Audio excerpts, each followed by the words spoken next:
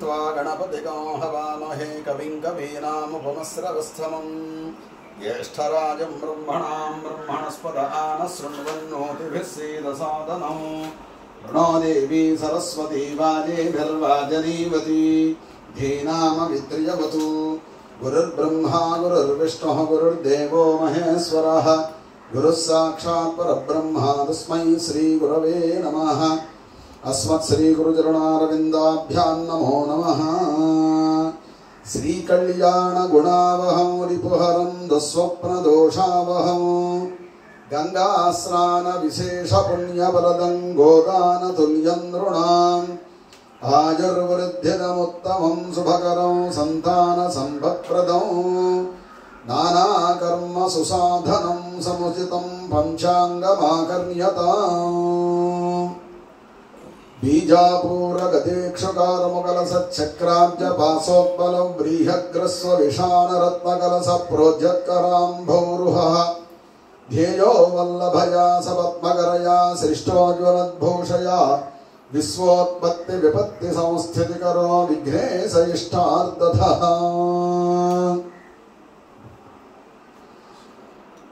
श्रियकान्ताय कल्याण निधये निधयेर्धिनाम् श्रीवेङ्कटनिवासाय श्रीनिवासाय मङ्गलम्।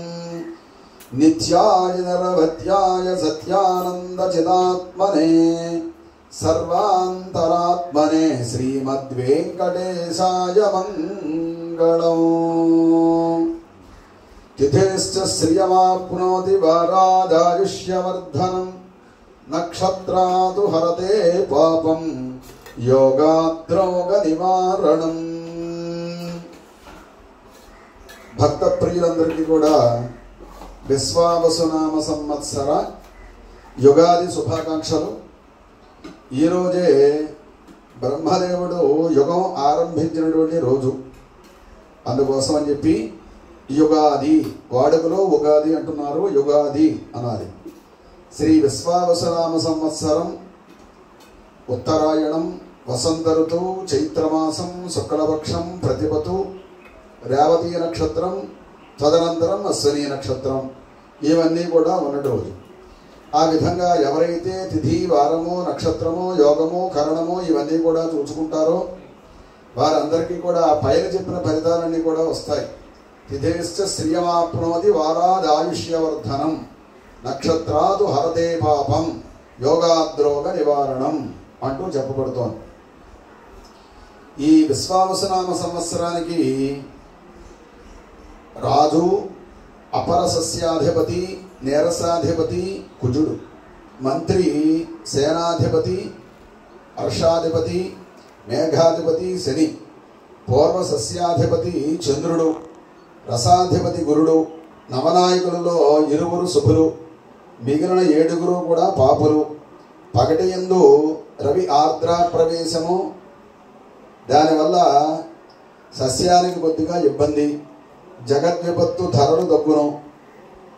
పశుపాలకుడు గోష్ఠాగార ప్రాపకుడు యముడు, గోష్ఠాత్ బహిష్కర్త బలరాముడి గుడిచే వ్యవసాయం పాడి పంటలపై శ్రద్ధ తక్కువగా ఉంటుంది. మొత్తం 2 తూముల వర్షం అనగా 20 భాగములలో సముద్రముల యందు 9 భాగములు, పర్వతముల యందు 9 భాగములు, మిగిలిన 2 భాగములు భూమి యందు కురుస్తుంది. ఎర్రని పర్వత ప్రాంత భూములు బాగుగా ఫలిస్తాయి. ధాన్యాదుల కంటే ఫలపుష్పాదుల ఉత్పత్తి అధికంగా ఉంటుంది. మొత్తం 16 వేసములకు 7 వేసముల పంట ఫలించను. జ్యేష్ఠ శుక్రమున తొలకరిస్తుంది. ఈ విధంగా చక్కగా ఈ విశ్వావసునామ సంవత్సరంలో మరి యుగాది విశేషాలు ఈ విధంగా ఉన్నాయి. అసలు ఈ కాలమే దైవము అన్నారు.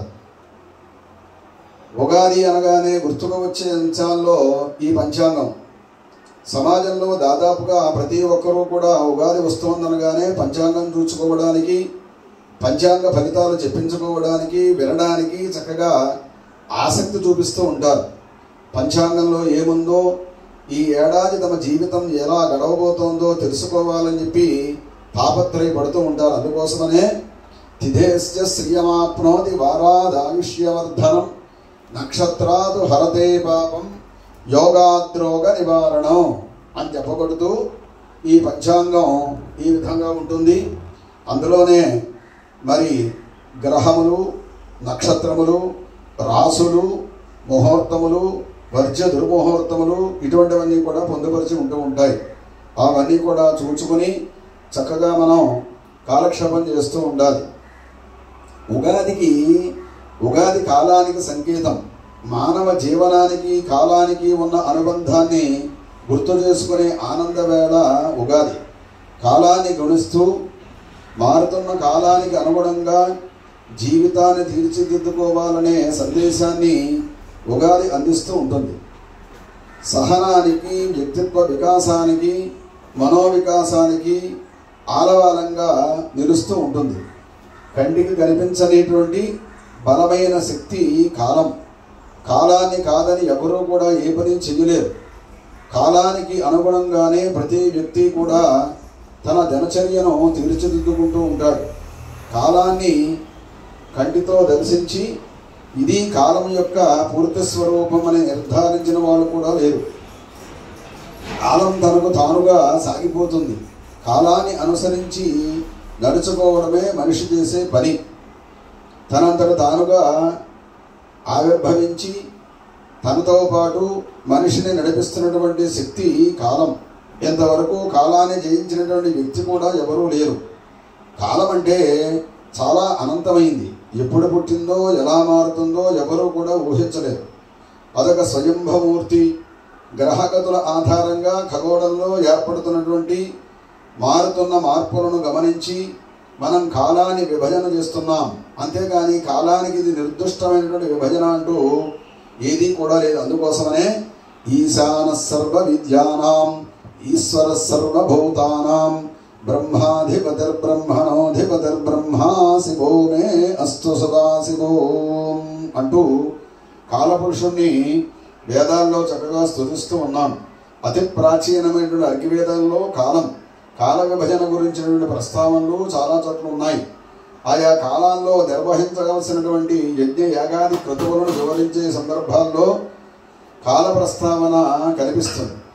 అర్ఘ్యవేదం 7వ మండలం 103వ సూక్తంలో ఋతువుల ప్రస్తావన కూడా ఉంది. సోమ, అతిరాత్ర యజ్ఞాల గురించి వివరిస్తూ అర్చకులు ఆయా ఋతువుల్లో ఈ యాగాలు చేయాలని చెప్పి అందులో ఉంది. ఇంకా యజుర్వేదంలో కూడా అహోరాత్రం, అర్ధమానం, మానం, ఋతువులు, అలాగే సంవత్సరాల వివరాలు తెలిపే మంత్రాలు కూడా ఉన్నాయి. అవే అర్ధమాసాస్తే కల్పంతాం, మాసాస్తే కల్పతాం, అర్ధవస్తే కల్పతాం, సంవత్సరస్తే కల్పతాం అంటోంది యజుర్వేదం. మంత్రాలు ఇందుకు ఉదాహరణగా నిలుస్తాయి. యజుర్వేదం 4-7 కాండల్లో ఋతువుల ప్రస్తావన చక్కగా వస్తుంది. శతపథ బ్రాహ్మణంలో కూడా ఋతువుల ప్రస్తావన ఉంది. అయితే ఇందులో 7 ఋతువుల్ని కూడా ప్రస్తావించారు. కౌటిల్యుడు తన అర్థశాస్త్రంలో పంచవత్సరో యుగమితి, 5 సంవత్సరాలు ఒక యుగం అంటూ యుగం అనే భావనకు నిర్వచనం ఇచ్చారు. జ్యోతిష్య శాస్త్రం కూడా ఇదే భావనను సమర్థించింది. యుగాలు, యుగ విభజన ప్రస్తావన మహాభారతంలో చక్కగా కనిపిస్తుంది. కృత, త్రేత, ద్వాపర, కలియుగాలతో పాటు కల్ప, మహాకల్ప విభజన కూడా వ్యాస మహర్షి ఇందులో ప్రస్తావించారు. మహాభారతంలో అంతర్భాగమైనటువంటి భగవద్గీతలో కల్పక్షయేంతి పునస్థాని కాలః కలయితామహం ఇటువంటి శ్లోకాల ద్వారా కూడా మహాభారత కాలంలో అనుసరించినటువంటి స్పష్టమైనటువంటి కాల విభజన గమనించవచ్చు. కాల విభజన అంటే మనం ఉపయోగించే కాల విభజనలో అత్యంత సూక్ష్మమైనటువంటి విభాగం నిమేషం. దాన్నే వాడుకలో మనం నిమిషం అంటున్నాం. నిమేషము అంటే రెప్పపాటు కాలం. అర్ఘ్యవేదంలో నిమేషం అనే పదాన్ని కాలానికి సంకేతంగా కాకుండా రెప్పపాటు లేనివారు అంటే దేవతలు. మానవులం కాబట్టి మనం రెప్ప వేస్తూ ఉంటాం. దేవతలు రెప్ప వెయ్యరు. అంచేత ఈ నిమేషం అనే అర్థంలో ఉపయోగించారు. ఉపనిషత్తుల కాలానికి వచ్చేసరికి కాలాన్ని స్పష్టంగా విభజించినటువంటి ఉదాహరణలన్నీ కూడా చక్కగా కనిపిస్తూ ఉంటాయి. అందుకోసమనే కళాముహూర్తా కాష్టాశ్చ అహోరాత్రాశ్చ సర్వశః అర్ధమాసామాస అథవ సంవత్సరశ్చ కల్పంతాం అంటోంది. ప్రస్తుతం మనం ఉపయోగిస్తున్నటువంటి కాల విభజనకు దాదాపుగా సమానంగా ఉండే కాల విభజన మహాభారతం శాంతి పర్వంలోని వసంత, గ్రీష్మ, వర్ష, శరత్, హేమంత, శిశిర ఋతువులు ప్రస్తుత వాడకంలో ఉన్నాయి. ఒక్కో ఋతువు 2 నెలలు ఉంటుంది. దీని ప్రకారం సంవత్సరానికి ఉండే 12 నెలలలో 6 ఋతువులు వస్తాయి. వాస్తవానికి భారతీయ వేదవాంగ్మయంలో అత్యంత ప్రాచీనమైనటువంటి ఋగ్వేదంలో వసంతం, గ్రీష్మం, శరత్ అనే 3 ఋతువుల ప్రస్తావన మాత్రమే ఉంది. వసంతో గ్రీష్మ అంటోంది వేదం కూడా. వర్షాన్ని ప్రత్యేక ఋతువు కాకుండా ప్రత్యేక కాలంగా పరిగణిస్తున్నట్లుగా ఋగ్వేదం 7వ మండలంలో చెప్పబడింది. ఇంకా కృష్ణ యజుర్వేదంలో 5 ఋతువుల ప్రస్తావన ఉంది. ఆ తర్వాత తైత్తరీయ సంహితలో మొదటిసారిగా 6 ఋతువుల ప్రస్తావన కనిపిస్తుంది. అయితే ప్రస్తుతం మనం ఉపయోగిస్తున్నటువంటి చైత్రం, వైశాఖం, జ్యేష్ఠం అనే 12 మాసాల పేర్లు కాకుండా మధు, మాధవ, శుక్ర, శుచి, నభ, నభస్య, ఇష, ఊర్జ, సహ, సహస్య, తప, తపస్య అనే పేర్లను కూడా ఇందులో ఉపయోగించారు. ప్రస్తుతం మనం ఉపయోగిస్తున్నటువంటి చైత్ర, వైశాఖాలనే మాసాల పేర్లు చంద్రగ్రహ సంచారం ఆధారంగా ఏర్పడ్డాయి. నక్షత్రాల ఆధారంగా చంద్రుడి యొక్క గమనాన్ని పరిశీలిస్తే చంద్రుడు ఒక నక్షత్ర కూడమ నుంచి బయలుదేరి మళ్ళీ అదే నక్షత్ర కూడమికి చేరుకోవడానికి దాదాపు 27 రోజులు పడుతుంది. దీన్నే నక్షత్ర మాసం అంటాం. ఈ 27 రోజుల్లో చంద్రుడు దాటే ఒక్కో నక్షత్రం ఆధారంగా అశ్విని, భరణి, కృత్తిక మొదలైన 27 నక్షత్రాల పేర్లు ఏర్పడ్డాయి. ఆ తర్వాత ప్రతి నెలలో కూడా నిండు పూర్ణిమ రోజున చంద్రుడు ఏ నక్షత్రంలో ఉంటారో ఆ నక్షత్రం పేరు మీద ఆ నెలకు పేరు ఏర్పాటు చేశారు. దీని ప్రకారంగా చంద్రుడు పౌర్ణమి రోజున చిత్తా నక్షత్రంలో ఉంటే చైత్రమాసం అవుతుంది. ఇదే తీరులో విశాఖ నక్షత్రం పౌర్ణమిలో వచ్చే నెల వైశాఖ మాసం. ఇలా అన్ని నెలల పేర్లు కూడా చక్కగా ఏర్పడ్డాయి. చంద్రగమనం మాదిరిగానే సూర్యుడికి సంబంధించినటువంటి సంవత్సర కాలాన్ని 27 భాగాలుగా చేసి వాటికి కార్తె అనే పేరు నిర్ణయించారు. ఒక్కో నక్షత్ర కూటమిలో సూర్యుడు దాదాపు 2 వారాల పాటు ఉంటాడు. దీని ప్రకారంగా ఒక్కో కార్తె సుమారుగా 13 లేదా 14 రోజులు ఉంటుంది. అశ్విని నుంచి రేవతీ నక్షత్రం వరకు ఇలా నక్షత్రాల పేర్ల మీద కార్తెలు ఏర్పడ్డాయి. ఆదివారం నుంచి శనివారం వరకు మనం ఉపయోగించే వారి వార విభజన గ్రహ కక్ష్యలను ఆధారంగా చేసుకుని నిర్ణయించారు. ఈ వివరాలు సూర్య సిద్ధాంత గ్రంథంలో ఉంటాయి. దీని ప్రకారం గ్రహ కక్ష్యల్లో 4వది సూర్య కక్ష్య. దీని ప్రకారం మొదటి వారం ఆదివారంగా ఏర్పడింది. సూర్యుడి నుంచి 4వ కక్ష్యలో చంద్రుడు ఉంటాడు కాబట్టి ఆదివారం తర్వాత సోమవారం, సోముడు అంటే చంద్రుడు ఏర్పడింది. చంద్రుడి నుంచి 4వ కక్ష్యలో బుధుడు ఉంటాడు కాబట్టి ఇలా మంగళవారం, బుధవారం, గురువారం, శుక్రవారం, శనివారం అని చెప్పి అన్ని వారాలు కూడా ఏర్పడ్డాయి. ఇంకా సంవత్సరాల యొక్క పేర్ల గురించి చిన్న కథ ఒకటి ఉంది. ప్రభవ, విభవ అని చెప్పి చెప్పబడుతోంది కదా. ఇది విశ్వావసనామ సంవత్సరం అంటున్నాం. ప్రభవ విభవాలో 39వ నామ సంవత్సరం ఇది. ఆజన్మ బ్రహ్మచారి అయినటువంటి నారద మహర్షికి ఒకరోజు విచిత్రమైనటువంటి కోరిక కలిగింది. సంసారం మాయా అంటారు, దాన్నే సంసార బంధం అంటారు. ఇదంతా ఏమిటో తెలుసుకోవాలనే కుతూహలం కలిగింది. వెంటనే తన కోరికను విష్ణుమూర్తి వారికి విన్నవించారు. భూలోకంలోనే ఓ కొలను చూపించి అందులో స్నానం చేసి రమ్మంటాడు విష్ణుమూర్తి. సరేనంటూ స్నానానికి వెళ్ళాడు నారదుడు. స్నానం పూర్తి చేసి సరస్సు నుంచి బయటికి వచ్చేసరికి నారదుడు స్త్రీగా మారిపోతాడు. పూర్వజ్ఞానం కూడా కోల్పోతాడు. అంతలో అటుగా వచ్చినటువంటి ఆ దేశపు రాజు స్త్రీ రూపంలో ఉన్న నారదుడిని చూచి మోహించి ఆమెను వివాహం చేసుకుంటాడు. వీరికి 60 మంది సంతానం కలుగుతారు. కొన్నేళ్ల తర్వాత శత్రువులతో జరిగిన యుద్ధంలో రాజు తన 60 మంది సంతానంతో సహా మరణిస్తాడు. స్త్రీ రూపంలో ఉన్న నారదుడికి అంతులేని దుఃఖం కలుగుతుంది. మరణించిన వారందరి ఉత్తరక్రియలు పూర్తయిన తర్వాత తాను పూర్వం స్నానం చేసిన కొలంలోనే స్నానం చేస్తాడు. వెంటనే పూర్వపు నారదుడి రూపు పొందినప్పటికీ తన పుత్రుల మరణ దుఃఖం నుంచి తేరుకోలేకపోతాడు. అనేక విధాలుగా విష్ణుమూర్తి వారిని ప్రార్థిస్తాడు. శాంతాకారం భుజగశయనం పద్మనాభం సురేశం విశ్వాకారం గగన సదృశం మేఘవర్ణం శుభాంగం లక్ష్మీకాంతం కమలనయనం యోగి హృద్యానగమ్యం వందే విష్ణుం భవభయహరం సర్వలోకైకనాథం అని ప్రార్థించేసరికి విష్ణుమూర్తి వారు ప్రత్యక్షమై, ఓ నారదా, నీవు అడిగిన దానికి సందేహాన్ని తీర్చే క్రమంలో నేనే ఈ మాయ నాటకాన్ని నడిపించానని చెప్తాడు. నారదుడి యొక్క సంతానం పేర్లు శాశ్వతంగా ఉండడం కోసం వారి పేర్లనే సంవత్సరాల పేర్లుగా మార్చి కాలంతో పాటు వారి పేర్లు శాశ్వతంగా ఉండేలాగా వరవిస్తాడు. అలా నారదుడి సంతానమైనటువంటి ప్రభవ, విభవ, శుక్ల తదితర సంవత్సరాల పేర్లన్నీ కూడా 60 పేర్లు కూడా ఇప్పుడు మనం ఉపయోగిస్తున్న సంవత్సరాల పేర్లుగా చలామణిలోకి వచ్చాయి. అది ఈ సంవత్సరాల యొక్క పేర్లు. ఇంకా పంచాంగాలు, సిద్ధాంతాల గురించి మనం తెలుసుకుంటే అనేక రకాల సిద్ధాంతాలంతా కూడా మరి ఈ మధ్యన ఎవరికి తోచినట్టుగా వారందరూ కూడా వ్రాస్తూ ఉన్నారు. మరి అలా కాకుండా పూర్వం నుంచి కూడా ఒక సిద్ధాంతం అనేది ఉంది. ఆ సిద్ధాంతం ఏ విధంగా ఉంటుందంటే, ఉగాది అనగానే మనకు గుర్తుకు వచ్చే అంశాల్లో ఉగాది పచ్చడి తర్వాత స్థానం పంచాంగానిదే.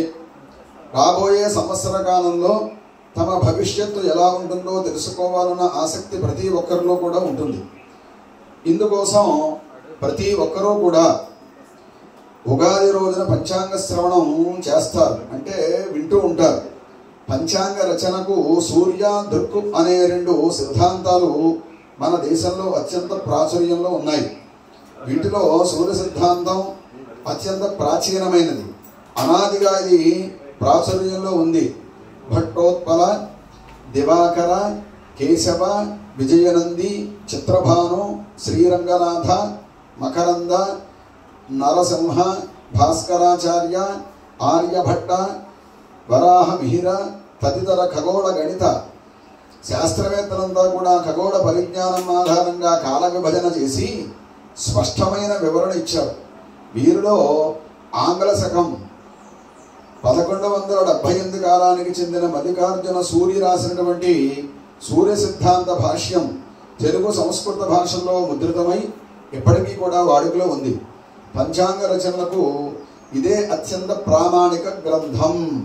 సూర్య సిద్ధాంతం, ఆర్యభట్టీయం, బ్రహ్మస్ఫుట సిద్ధాంతం, ఈ 3 గ్రంథాల ఆధారంగా ప్రపంచంలోని అనేక దేశాలు ఎప్పటికీ కూడా తమ కాలమానిని, అంటే క్యాలెండర్ తయారు చేసుకుంటున్నాయి. దృక్ సిద్ధాంతాన్ని కేరళకు చెందినటువంటి ఖగోళ శాస్త్రజ్ఞుడు పరమేశ్వరి వ్యాప్తిలోకి తీసుకువచ్చాడు. 1431వ సంవత్సరంలో దాన్ని వ్యాప్తిలోకి తీసుకువచ్చారు. సూర్య దృక్ సిద్ధాంతాల ఆధారంగానే ఎప్పటికీ కూడా పంచాంగాలన్నీ కూడా తయారవుతున్నాయి. దాన్ని ఇప్పుడు మనం చాంద్రమానం అంటున్నాం. అదే పంచాంగ విజ్ఞానం. తిథి, వార, నక్షత్ర, యోగ, కరణాలనే 5 అంగాలతో కూడినదే పంచాంగం. మనం ప్రారంభంలో చెప్పుకున్నాం. తిథేశ్చ శ్రియమాప్నోతి వారాదాయుష్యవర్ధనం నక్షత్రాదు హరతే పాపం యోగాద్రోగ నివారణం అని చెప్పాం. తిథి, వారము, నక్షత్రము, యోగము, కరణము, ఇవి 5 అంగాలు. దీని ద్వారానే పంచాంగం ఏర్పడుతుంది. శాస్త్ర విధానాల ప్రకారంగా ఉగాది రోజున బంధుమిత్రులతో కలిసి ఉదయం దేవతా పూజ, పంచాంగం పూజ చేసి పిండి వంటలు ఆరగించాలి. సాయంత్రం దేవాలయానికి వెళ్ళి ధర్మ నిరతులైనటువంటి పండితులు చెబుతూ ఉండగా పంచాంగ శ్రవణం చక్కగా చెయ్యాలి. శ్రీ కళ్యాణ గుణావహం రిపోహరం దుస్వప్న దోషావహం గంగా స్నాన విశేష పుణ్య ఫలదం గోదాన తుల్యం నృణాం ఆయుర్వృద్ధిదముత్తమం శుభకరం సంతాన సంపత్ప్రదం నానాకర్మ సుసాధనం సముచితం పంచాంగమాకర్యతాం అంటూ పంచాంగం మీద చక్కగా శ్లోకం ఉంటుంది. అందులోనే పూర్తిగా అర్థమంతా కూడా ఉంది. ఉగాది రోజున పంచాంగ శ్రవణం చేస్తే చెడు కళలు రావు, శత్రునాశనం జరుగుతుంది, గోదానం చేసిన ఫలితం కలుగుతుంది, ఆయుష్య వృద్ధి అవుతుంది, సకల కార్యాలు సిద్ధిస్తాయి.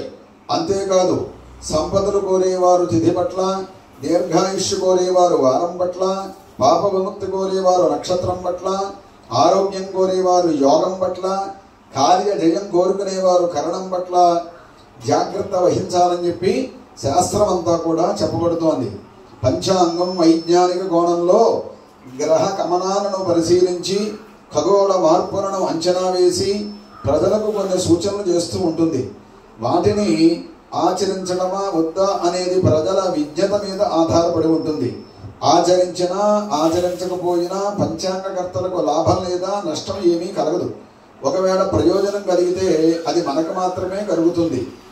మరి ఫలానా రోజున సూర్యగ్రహణం వస్తోంది అంటే అది వచ్చి తీరుతుంది. అది పంచాంగకర్తల పూర్వజన్మ సుకృతం వల్ల వాళ్ళు చక్కగా వ్రాస్తూ ఉంటారు. భారతీయ ఆధ్యాత్మికత మూఢనమ్మకం కాదు, అదొక సంపూర్ణమైనటువంటి వైజ్ఞానిక శాస్త్రం. గ్రహగతుల ఆధారంగా భూమి మీద మానవ జీవనంలో జరిగే మార్పులను ఊహించి అందుకు అనుగుణంగా జీవన విధానాన్ని ఎలా మార్పు చేసుకోవాలి, అందుకు అనుగుణమైనటువంటి వ్యవస్థను ఎలా ఏర్పాటు చేసుకోవాలో కొన్ని వేల సంవత్సరాల క్రితమే సిద్ధాంతీకరించినటువంటి వ్యవస్థ మనది. ఈ మొత్తం ప్రణాళికను పంచాంగం పేరుతో మన పూర్వీకులు వ్యవస్థీకరించారు. దైనందిన వ్యవహారాలు ఎలాంటి ఇబ్బందులు లేకుండా ఉండేందుకు ఆనాడే సమయాన్ని పంచాంగం రూపంలో చక్కగా పొందుపరిచేవారు. పంచాంగం అంటే 5 అంగాలను మనం తెలుసుకున్నాం. అవి తిథి వార నక్షత్ర యోగ కరణాలు. పంచాంగ గణన మొత్తం రవిచంద్రుల గమనం పైన ఆధారపడి ఉంటుంది. చంద్రుడు రోజు ఒక కళను పొందుతూ ఉంటాడు. రవి చంద్రుల మధ్య దూరం 12 డిగ్రీలు అంటే ఒక కళను పొందుతూ ఉంటాడు. ఆ విధంగా రోజుకి చంద్రుడు 12 డిగ్రీలు పెరుగుతూ వరుసగా పాడ్యమి, విధియ, తదియ, చవితి ఇలా వరుసగా అమావాస్య దాకా పౌర్ణమి తిథులను ఏర్పరుస్తూ ఉంటాడు. రవి చంద్రుల మధ్య దూరం 180 డిగ్రీలు ఉంటే పౌర్ణమి ఏర్పడుతుంది. రవి చంద్రుడు సమాంతరంగా ఉన్నప్పుడు అమావాస్య ఏర్పడుతుంది. సూర్యుడు తూర్పులో ఉదయిస్తే చంద్రుడు పరమణ ఉదయిస్తాడు. చంద్రుడు ఏర్పడితే కళల ఆధారంగా చాంద్రమానం ఏర్పడింది. ఈ విధంగా పంచాంగ గణన ఈ విధంగా చేస్తూ ఉంటారు. తిథి అనగా రవిచంద్రుల మధ్య దూరం. పంచాంగ గణన ప్రకారం ఇది 12 డిగ్రీలు ఉంటుంది. రాశి చక్రంలో మొత్తం 360 డిగ్రీలు ఉంటాయి. మొత్తం తిథులు 30. కరణం 6 డిగ్రీల ప్రమాణం అనగా ఒక తిథిలో 2 కరణాలు ఏర్పడతాయి. ఆ తర్వాత నక్షత్రం. మొత్తం 360 డిగ్రీల రాశి చక్రాన్ని 27 నక్షత్రాలుగా విభజన చేయడం జరిగింది. నక్షత్రం యొక్క నిడివి 13-20 డిగ్రీల. ప్రతి 13-20 డిగ్రీలకు నక్షత్రం ఏర్పడుతూ ఉంటుంది. నక్షత్ర గణన అశ్వనీ నక్షత్రంతో మొదలై రేవతితో పూర్తవుతుంది. చంద్రుడు ప్రతిరోజు కూడా నక్షత్రాలను ఆధారంగా చేసుకుని ప్రయాణం చేస్తూ ఉంటాడు. చంద్రుడు ఏ నక్షత్రానికి సమీపంలో ఉంటాడో ఆ నక్షత్రాన్ని ఆ రోజు నక్షత్రంగా చెబుతూ ఉంటారు. పంచాంగంలో ఉండే 5 అంగాల్లో మరొకటి యోగం. రవిచంద్రుల కలయిక వలన యోగం ఏర్పడుతుంది. రవిచంద్రుల మధ్య దూరం తిథి అయితే వారిద్దరి భాగాలను కలుపగా యోగం ఏర్పడుతుంది. తర్వాతి అంశం వారం. భూమి నుండి వరుసగా చంద్ర, బుధ, శుక్ర, రవి, కుజ, గురు, శని కక్షలు ఉంటాయి. హోరాక్రమం వలన వారం ఏర్పడుతూ ఉంటుంది. ఈ విధమైనటువంటి వైజ్ఞానిక గణనలతో తయారు చేసినటువంటి పంచాంగం వాటిలోని ఫలితాలను అనుసరించడం ద్వారా మనిషి ఒక ఏడాది పాటు తన జీవనాన్ని సమున్నతంగా నిర్వహించేందుకు వీలు కలుగుతూ ఉంటుంది. ఈ విధంగా చక్కగా చెప్పబడింది.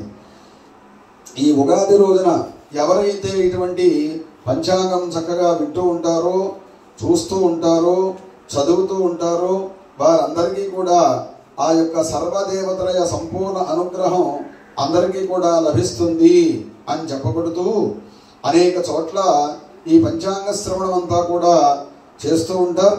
మరి విశ్వావసనామ సంవత్సరంలో కాలాన్ని భగవద్రూపంగా భావిస్తే ప్రతిరోజు కూడా ప్రతి నిమిషము కూడా పండగే, ఆనందమే. ఈ పవిత్ర విశాల భావన లేకుండా ఆచరించే పండుగలు దండగలే అవుతాయి. పిండి వంటలు మధుర పదార్థాలు తిని రజస్తమో గుణాలు నింపుకోవడం తప్ప సాత్విక ప్రవృత్తి లభించదు. కనుకనే మన పూర్వులు ప్రతి పండుగకు ఒక అధిష్టాన దైవం, పూజా నియమాలు, ఆహార విశేషాలు ఏర్పాటు చేశారు. పవిత్ర భావంతో చేసే ప్రతి కార్యక్రమము కూడా ఇహపరానందదాయకమే అవుతుంది. అందుకోసం ఇంకా విపులంగా తెలుసుకుంటే ఈ ఉగాది పండుగ ఇతర వ్రతాల పండుగల వలె ఏదో ఒక దేవతను ఉద్దేశించి చేసేది కాదు. అనంతమైనటువంటి కాలాన్ని మన సౌరభ్య గణనం కోసం సంవత్సరాత్మకంగా లెక్కించి సంవత్సరాది నాడు కాలాన్ని మన ఇష్టదైవ స్వరూపంగాను సకల దేవతా స్వరూపంగాను భావించి సంవత్సర కాల భవిష్యత్తును ముందుగా తెలుసుకుని ఆయా సమయాల్లో దైవానుగ్రహ ప్రాప్తికై చేయాల్సినటువంటి సాధనాలను సిద్ధపరుచుకునే ఒక చక్కని శాస్త్రీయ ప్రణాళికకు పూర్వరంగం ఏర్పరచుకోవడమే ఈ రోజు మనం జరుపుకునే విశ్వావసునామ సంవత్సర యుగాది పండుగ విశిష్టత. వరాహ మిహరాచార్యుని నిర్ణయాన్ని బట్టి మనం చాంద్రమాన రీత్యా చైత్రమాసాన్నే సంవత్సరంగా భావించి చైత్ర శుక్ల పాడ్యమ నాడు బ్రహ్మ సృష్టిని ప్రారంభించారన్నటువంటి శాస్త్రవాక్కును ప్రమాణంగా తీసుకుని దీన్నే సంవత్సరాదిగా గణించి ఉగాది పండుగను చక్కగా ఆచరిస్తూ ఉన్నాం. ఆచరించే విధానంలో తేడా ఉన్నా ఆశయంలో ఆనందంలో మాత్రం తేడా లేదు. తెలుగు వారే గాక అన్ని రాష్ట్రాల వారు కూడా చక్కగా ఈ యొక్క ఉగాది పండుగను జరుపుకుంటూ ఉంటారు. చైత్రమాసి జగద్బ్రహ్మ ససర్ణ ప్రథమేహని శుక్లపక్షి సమగ్రంతు తథా సూర్యోదయే సతీ అని హేమాద్రి నిర్ణయం కనుక చైత్ర శుద్ధ పాడ్యమి సంవత్సరానికి సంవత్సరాది ఉదయానికి పాడ్యమి ఉండాలి. బ్రహ్మదేవుడు చైత్ర శుద్ధ పాడ్యమి సూర్యోదయం వేళ ఈ సృష్టిని సమగ్రంగా చేశారు. ఇందుకు కృతజ్ఞతా సూచకంగా జ్ఞాపక చిహ్నంగా మనం ఉగాదిని జరుపుకుంటూ ఉంటాం. తిథివార నక్షత్రాదుల శుభత్వం అనుకూల్యం చూసి తెలుసుకొని ప్రవర్తించాలి. గ్రహ నక్షత్రాదుల యొక్క ప్రభావం తెలుసుకొని ప్రవర్తిస్తే జీవితం సుఖశాంతులతో బద్ధతతో ఉంటుంది. ఎందుకు ఈ పంచాంగ విజ్ఞానం అంతా కూడా అవసరం. సంవత్సరాదిలో పంచాంగ విశేషాలు తెలుసుకోవడం వల్ల అన్ని రంగాల్లో తాము ప్రవర్తించాల్సినటువంటి విధానాన్ని ఒక సంవత్సరం ముందుగా గ్రహించి అందుకు తగినట్లుగా కార్యక్రమాలు చేపట్టడం చేయడం అనేదంతా కూడా మానడం అనేది మనం నిర్ణయించుకోవాలి. అనంతమైనటువంటి కాలాన్ని సంవత్సరం అనే ప్రమాణంతో గణించి గ్రహ నక్షత్రాది సంచారాన్ని వాటి ఫలాలను గుణించి గ్రహించి మానవునికి కర్తవ్య బోధ చేసే ముఖ్య సాధనం ఈ పంచాంగం. జీవన ప్రయాణంలో మనోందుగా వచ్చే సుఖ దుఃఖాల గురించి ముందుగా తెలుసుకొని తద్వారా మన మార్గాన్ని సులభతరం చేసుకుని పురోగమించడానికే పంచాంగ శ్రవణం ఏర్పాటు చేయబడింది. అన్ని వర్గాల వారికి దేశాలకు కూడా పంచాంగం ఎంతో ముందు చూపుతో ప్రవర్తించే విధి విధానాలను చూపుతుంది. కాల విజ్ఞానాన్ని ప్రభావాన్ని గ్రహించి మానవులు ధర్మ కార్య నిమగ్నులై ప్రవర్తిస్తూ ఉండాలి. ధర్మాన్ని మనం రక్షిస్తే ధర్మమే మనల్ని రక్షిస్తుంది. అంచేతే ధర్మో రక్షతి రక్షిత అన్నారు. మన పూర్వీకులు దశాంగాలతో కూడినటువంటి సంవత్సరాదిని చాలా విశేషంగా ఆచరించేవారు. అవేమిటయ్యా అంటే ధ్వజారోహణం, తైలాభ్యంగనం, నూతన వస్త్రాభరణం, దమనేన బ్రహ్మపూజనం, సర్వావృధాంతికర శాంతి, నింబ కుసుమ భక్షణం, పంచాంగ శ్రవణం, ప్రపాదానం, రాజదర్శనం, వసంత నవరాత్ర ప్రారంభం. ఇటువంటివన్నీ కూడా జరుగుతూ ఉండేవి. ఈ రోజు నుంచే వసంత నవరాత్రాలు కూడా ప్రారంభమవుతాయి. మనకి తంత్రోపాసన ప్రకారంగా అనేక నవరాత్ర దీక్షలు వాడుకలో ఉన్నప్పటికీ ముఖ్యంగా వసంత నవరాత్రులు, శరన్నవరాత్రులు, దేవీ నవరాత్రులు మాత్రమే అందరూ చేయాలని చెప్పి శాస్త్రం విధిస్తోంది. ఎందుకోసమంటే ఈ వసంత శరన్నవరాత్ర కాలాలు యమదమష్ట్రలు, యముని యొక్క కోరలు అనబడుతోంది. అందువల్ల వాటి నుంచి మనం రక్షించుకోవడం కోసం ఆ శక్తి స్వరూపిణి యొక్క సేవ చేస్తూ ఉండాలి. తద్వారా మనకి అపమృత్యువు యొక్క భయం లేకుండా ఉంటుంది. అంచేత మనం ప్రార్థించుకోవడమే ఈ వసంత నవరాత్రాల్లో శరన్నవరాత్రాల్లో దీక్షలు చేపట్టి ఇటు ఈ వసంత మాధవుని పూజించడం, అలాగే దేవిని పూజించడం, ఉగాదికి ఈ పచ్చడికి షడ్రుచుల సమ్మేళనం అంతేకాదు ఉగాది పచ్చడి వసంతకాల సమయంలో మానవ శరీరానికి ఒక ఔషధం అంటున్నది. అందుకనే ఉగాది ఒకరోజునే కాకుండా చైత్రమాస ప్రారంభం నుండి వసంతకాలమంతా పౌర్ణమి వరకు కూడా ఈ ఉగాది పచ్చడిని ఔషధంగా సేవించాలని చెప్పి పెద్దలంతా కూడా చెబుతూ ఉన్నారు. ఎందుకోసం అంటే ఉగాది పచ్చడిని తినేటప్పుడు ఈ విధంగా శ్లోకం చదువుకుని అప్పుడు ఉగాది పచ్చడి తినాలి. శతాజుర్వజ్రదేహాయ సర్వసంపత్కరాయ చ సర్వారిష్ట వినాశాయ నింబగంధల భక్షణం అని చెప్పబడుతోంది. ఉగాది రోజున మరొక ముఖ్య కర్తవ్యం ధ్వజారోహణం. ధ్వజము అంటేనే అది దేవతా ప్రీతి. దేవాలయాల్లో బ్రహ్మోత్సవాలు మొదలయ్యే ముందు ధ్వజారోహణం చేస్తూ ఉంటారు. బ్రహ్మోత్సవాలు పూర్తయ్యేటప్పటికీ ధ్వజాన్ని అవరోహణం చేస్తారు, అంటే తీసివేస్తారు.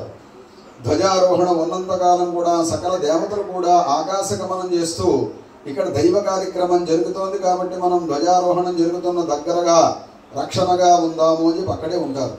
అలాగే మన ఇంటిపైన కూడా ధ్వజారోహణం అంటే ఒక ధ్వజం ఉంటే కనుక మన ఇంటిని కూడా ఆకాశ మార్గంలో వెళ్తుంటే దేవతలంతా కూడా దుష్టశక్తులు మన ఇంట్లోకి రాకుండా మనకు రక్షణ ఇస్తూ తిరుగుతూ ఉంటారని చెప్పి ధ్వజారోహణ చేయడంలోనే ముఖ్య ఉద్దేశ్యం. అంచేతే ఇంటిపైన మరి సత్యాయుధమైనటువంటి ఆంజనేయ స్వామి వారి యొక్క జెండా కట్టుకోవాలి అని చెప్పి చెప్పబడుతోంది.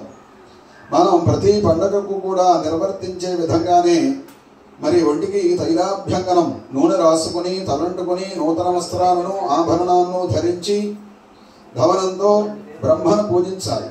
నింబకుసుమ భక్షణ చెయ్యాలి, పంచాంగ శ్రవణం చెయ్యాలి. అలాగే సర్వ సద్భాంతి మనకు ఏవైనా దోషాలు ఉంటే కనుక ఆ దోష పరిహారం కొరకు శాంతి మంత్ర జపాలు శాంతి హోమాలు నిర్వర్తించుకోవాలి. అలాగే ఈ రోజు ఒక ముఖ్య కర్తవ్యం అంటే పెద్దవారి యొక్క దర్శనం, పెద్దవారి యొక్క ఆశీర్వచనం తీసుకోవాలి. ఎందుకోసం అంటే ఈ రోజు మనం ఏ కార్యక్రమాలైతే చేస్తామో సంవత్సర కాలంలో కూడా ఆ కార్యక్రమాలే నిర్వర్తిస్తూ ఉంటాము అని చెప్పి పెద్దల యొక్క నానుడి. మనకి ఏ పండగ వచ్చినా మన శాస్త్రాలు మనకు బోధించే మొట్టమొదటి కర్తవ్యం ఏమిటంటే దానం చేయడం. అది కూడా పాత్రతను ఎరిగి దానం చేయడం. అలాగే ఉగాది నాడు ప్రబోధానం చేయాలి. అందరూ కూడా వాళ్ళ శక్తి మేరకు పాత్రతను ఎరిగి మట్టి కుండలో కానీ లోహపు కుండలో కానీ శక్తిని బట్టి బంగారు రజిత మొదలగు పాత్రలో నీరు పోసి ఆ పూర్ణ కుంభ పాత్రను దానం చేయాలి. చలివేంద్రాలను ఏర్పాటు చేయాలి. ఎందుకంటే ఇక్కడి నుంచి అందరికీ కూడా దాహం ఎక్కువగా ఉంటుంది కనుక ఈ సమయంలో చేయవలసింది ప్రపాదానం అని చెప్పబడుతోంది.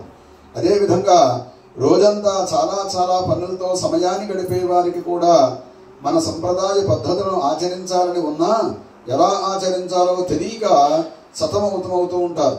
ఇదంతా కొన్ని వేల యుగాల సంవత్సరాల పూర్వమే దర్శించి గ్రహించినటువంటి మన మహర్షులు ప్రతి పండుగకు కూడా ఉండే అర్థాన్ని పరమార్థాన్ని వివరించి మన నిత్యకృత్య జీవన శైలిలోనే ప్రతి పండుగ నాడు ఎలా ప్రవర్తించాలో విధి విధానాలు మనకు తెలియజేశారు. ప్రతిరోజు కూడా మన దినచర్య నిద్ర లేవడంతోనే ప్రారంభం అవుతుంది. అక్కడ నుండి ఈ ఋషివాక్యం మనం సంవత్సరాది నాడు చేయవలసినటువంటి విధిని వివరిస్తోంది. బ్రాహ్మే ముహూర్తముత్థాయ దంతధావన పూర్వకం స్నానాది విధులు కుర్యాతు వర్ణాచారానుసారత అంటోంది. ఈ రోజున మనమందరూ కూడా తెల్లవారుజామునే బ్రాహ్మీ ముహూర్తంలో నిద్రలేచి దంతాలను శుభ్రం చేసుకుని స్నానాది కార్యక్రమాలన్నీ కూడా పూర్తి చేసి సంవత్సర ఆరంభమందు మిత్రులతో కలిసి పవిత్రం పునీతం అయినటువంటి మంగళ స్నానం ఆచరించాలి. అనంతరం బాహ్యాభ్యంతర శుచిమంతుడై శరీరాన్ని వస్త్రాల చేత ఆభరణాల చేత అలంకరించుకుని విఘ్నాలకు అధిపతి అయినటువంటి విఘ్నేశ్వరుణ్ణి భారతీదేవిని అంటే సరస్వతీదేవిని గ్రహాలను దైవజ్ఞుణ్ణి బ్రాహ్మణులను గురువులను పూజించి తూర్పుముఖంగా కానీ ఉత్తరముఖంగా కానీ దైవజ్ఞుని యొక్క సన్నిధానంలో సంవత్సర ఫలాలని కూడా విని ఆ సంవత్సరంలో చేసే సుకృతాల ఫలాలను పొందాలి. సంవత్సర ఆరంభమందు నేతితో వేప పువ్వు పంచదార చింతపండును కలిపి పూర్వాయామంలో తింటే ఆ సంవత్సరం అంతా సుఖ సౌఖ్యాలతో ఉంటారు. బ్రహ్మదేవుని యొక్క జన్మ ప్రభృతి సంవత్సర ఫలాన్ని ఎవరైతే వింటారో వారందరికీ కూడా అశ్వమేధయాగాది కర్త్వానుష్ఠాన ఫలం తప్పక లభిస్తుంది అని చెప్పి చెప్పబడుతూ అందుకోసమనే ఈ శ్లోకాన్ని ఉదహరించారు. శ్రీ కళ్యాణ గుణావహం రిపుహరం దుస్వప్న దోషావహం గంగా స్నాన విశేష పుణ్య ఫలదం గోదాన తుల్యం నృణాం ఆయుర్వృద్ధితముత్తమం శుభకరం సంతాన సంపత్ప్రదం నానా కర్మ సుసాధనం సముచితం పంచాంగమాకర్ణ్యతాం అంటూ సంవత్సరాది నాడు జ్యోతిర్విధుడైనటువంటి పండితుడి ద్వారా పంచాంగాలను వినడం వల్ల శుభప్రదం, మంగళకరమైన గుణాలు దోషాలు అన్నీ కూడా పోతాయి, మంగళకరమైనటువంటి గుణాలన్నీ కూడా కలుగుతాయి. అలాగే శత్రు నాశనం అవుతుంది, చెడ్డకళలో వచ్చే దోషాలన్నీ పోతాయి. కాశీ వెళ్ళి గంగలో స్నానం చేయడం వల్ల వచ్చే పుణ్యఫలమంతా కూడా లభిస్తుంది. గోవును దానం చేస్తే సమస్త పాపాలు పోతాయని శాస్త్రం. అటువంటి గోదాన సదృశ్యమైనటువంటి ఫలం లభిస్తుంది. ఆయుష్ను వృద్ధి చేస్తుంది, శుభాలను కలగజేస్తుంది. సంతానం లేని వారికి సంతానం కలుగుతుంది, ధనధాన్య సంపత్ప్రదంగా ఉంటుంది. అంతేకాక మనం నిర్వర్తించే పనులను తగిన రీతిని మంచి పనులుగా సాధించడానికి పంచాంగ శ్రవణం చక్కగా ఉపయోగపడుతోంది. ఈ విధంగా ఇంకా తిథివార నక్షత్రాలు తెలుసుకుంటే చక్కగా ప్రతిరోజు ఉండే తిథిని తెలుసుకోవడం వల్ల ధనధాన్య ఐశ్వర్య వృద్ధిని సమృద్ధిని, వారం తెలియజేయడం వల్ల ఆయుర్వృద్ధిని పొందుతూ ఉంటాం. ఏ రోజు నక్షత్రం ఆ రోజు తెలియడం వల్ల మొత్తం పాప సమూహం అంతా కూడా హరించుకుపోతుంది. నిత్యం యోగం తెలియడం వల్ల సమస్త రోగాలు కూడా నివారణ అవుతాయి. దినకరణం తెలియడం వల్ల కార్యసిద్ధి చేకూరుతుంది. ఈ విధంగా పంచాంగాలను తెలుసుకున్న వారు ఉత్తమ ఫలాన్ని పొందుతూ ఉంటారు అని చెప్పబడుతోంది. ఈ విశ్వావసనామ సంవత్సరం ఫలం గురించి తెలుసుకుంటే విశ్వావసౌ వివిధ సస్యయువ ధరిత్రి నానాకర ప్రచుర దోయుండ ఫలండై నానావిధ క్రతువరేషు విప్రసం ఘోర్వైతంగా వంగ మగధా విహితాత్సరోద్భై. విశ్వావసనామ సంవత్సరంలో భూమి చాలా ఆనందంగా ఉంటుంది. సస్యవృద్ధి సౌష్ఠ్య వృద్ధితో తొలతూగుతూ ఉంటుంది. సర్వ ప్రజలు కూడా సుఖ సంతోషాలతో జీవిస్తారు. ఈ యజ్ఞయాగాది క్రతువులన్నీ కూడా నిర్వర్తిస్తూ ఉంటారు. ఈ సంవత్సరానికి రాజు అధిపతి సూర్యుడు అయినందువల్ల పాలకులకు పరస్పర విరోధం, అల్పవృష్టి, పాల ఉత్పత్తులు తక్కువ, స్త్రీ పురుషులు అన్యోన్య అనురాగాలతో ఆనందోత్సాహాలతో ఉంటూ ఉంటారు. సూర్యుడు రాజైనందున చోరాగ్ని రోగబాధలుంటాయి. 3 వంతుల పంట ఫలిస్తుంది. ఈ సంవత్సరం సంక్రాంతి పురుషుణ్ణి పరిశీలించినట్లయితే రాజులకు సుఖం, అంటే పాలించే వారందరికీ కూడా సుఖంగా ఉంటారు.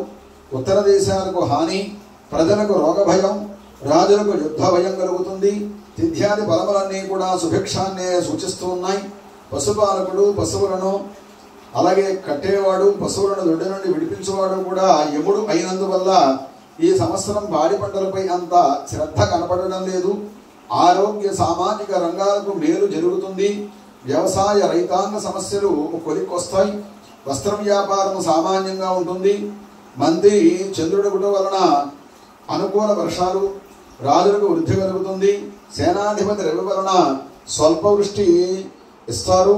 సస్యాధిపతి గురుని వల్ల సస్యవృద్ధి, ధాన్యాధిపతి కుజుని వలన కందులు ఎర్రని భూములు ఫలిస్తాయి. నూనె నెయ్యి అపరములకు ధరలు పెరుగుతాయి. అర్ఘ్యాధిపతి రవి వలన అల్పవృష్టి, ధరలు హెచ్చవుతాయి. ధాన్య వృద్ధి కలుగుతుంది. మేఘాధిపతి రవి వలన ఖండవృష్టి, ఎర్రధాన్యాది వృత్తులు కూడా కలుగుతాయి, అభివృద్ధి కలుగుతుంది. రసాధిపతి శని వలన నూనె నెయ్యి మొదలగు రసవస్తువులన్నీ కూడా ధరలన్నీ కూడా పెరుగుతూ ఉంటాయి. ఇంకా పురోహితాది ఉపనాయకుల్లో 10 మంది శుభులు, 11 మంది పాపులు ఆధిపత్యం వహించారు. అందువల్ల ఈ సంవత్సరం అంతా కూడా శుభాశుభ విశ్రమాలే కలుగుతాయి. దేశ విదేశీ వ్యాపారాలు అధికమవుతాయి. ఖ్యాతి కొరకు ప్రజలు పాలకులు పరితపిస్తారు. మొత్తం మీద ఈ సంవత్సర ఫలమంతా కూడా పరిశీలించినట్లయితే సర్వులు కూడా శుభప్రదంగా ఉండి సుఖ సంతోషాలతో తొలతూగుతూ ఉంటారు. విశ్వే దేవాతక సంవత్సర నామక విశ్వావసునామ సంవత్సరమునందు ధ్యానదానం మహాఫలాన్నిస్తుంది.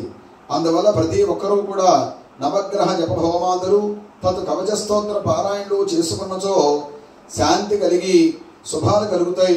మన పండుగలన్నీ కూడా సంస్కారాంతర్భాగమని మనం అనుకుంటే సంస్కృతీయతే జ్ఞానయోగ్యతామాపద్యతే పురుషస్య చిత్తమనేనేది సంస్కారః అని అన్నట్లుగా ఈ పండుగలు ప్రతి మనిషి కూడా చిత్తాన్ని జ్ఞాన యోగ్యతను పెంపొందించడం కోసం సంస్కరింపజేస్తాయి.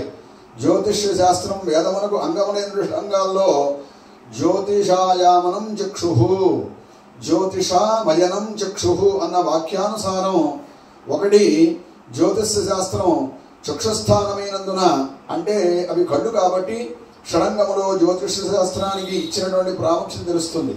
కళ్ళు లేకపోతే ఏమీ లేదు. సర్వేంద్రియానాం నయనం ప్రధానం అన్నారు. అందుకోసమని చెప్పి కళ్ళు లేకపోతే ఏమీ లేదు, అంతా కూడా అగమ్య గోచరమే అని చెప్పబడుతోంది.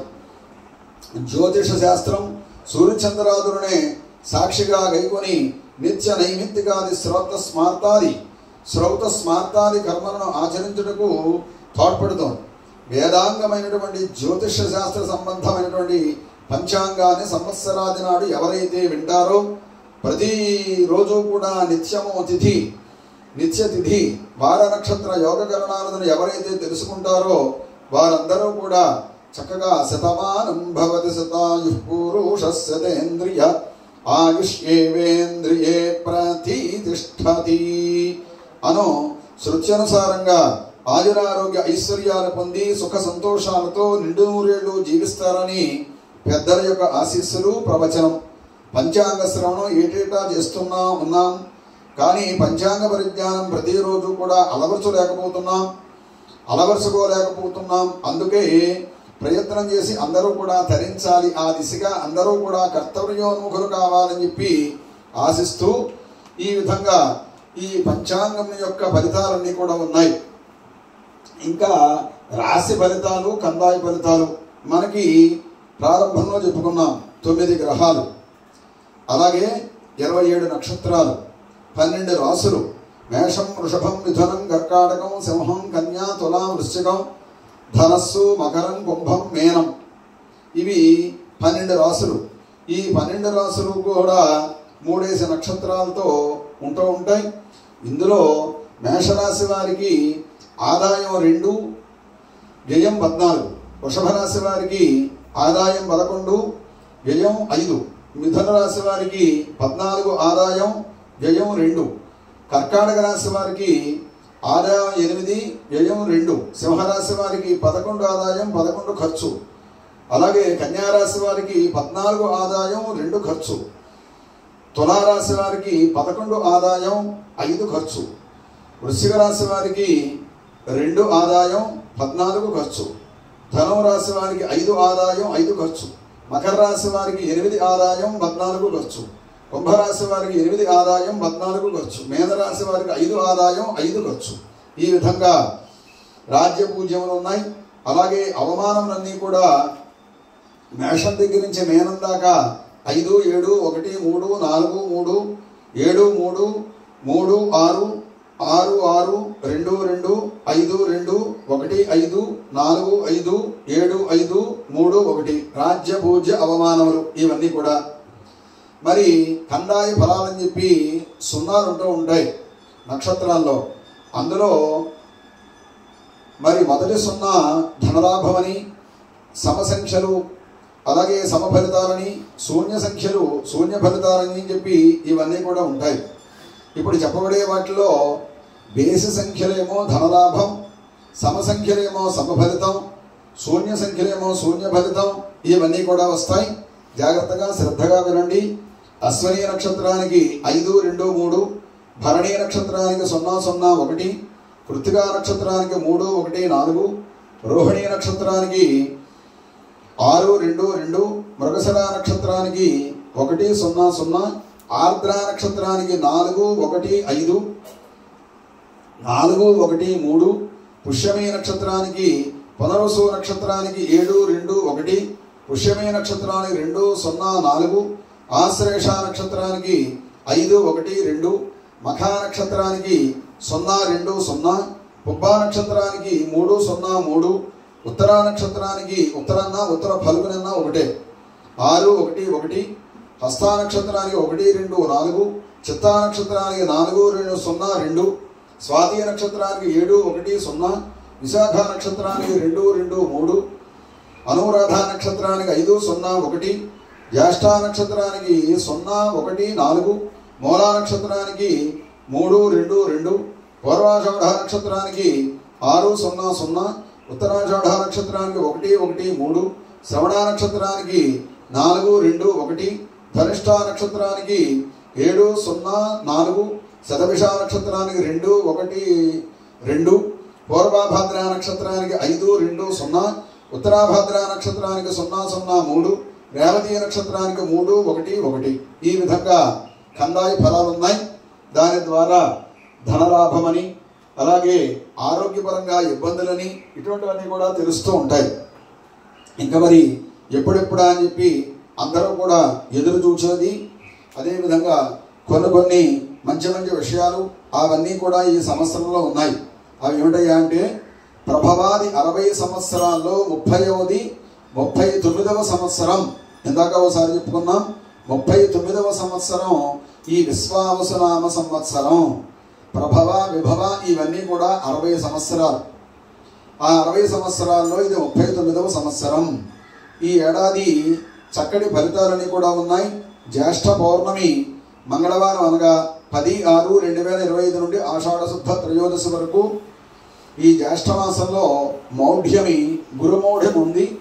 అలాగే మార్గశిర శుద్ధ దశమి ఆదివారం అనగా మరి సుబ్రహ్మణ్యేశ్వర షష్ఠి వెళ్ళిన తర్వాత 30/11/2025 నుండి మాఘ బహుళ ఏకాదశి శుక్రవారం అప్పటి వరకు కూడా మార్గశిర శుద్ధ దశమి నుండి మాఘ బహుళ ఏకాదశి వరకు కూడా 13/2/2026 వచ్చే సంవత్సరం వరకు కూడా శుక్రమౌఢ్యం ఉంది.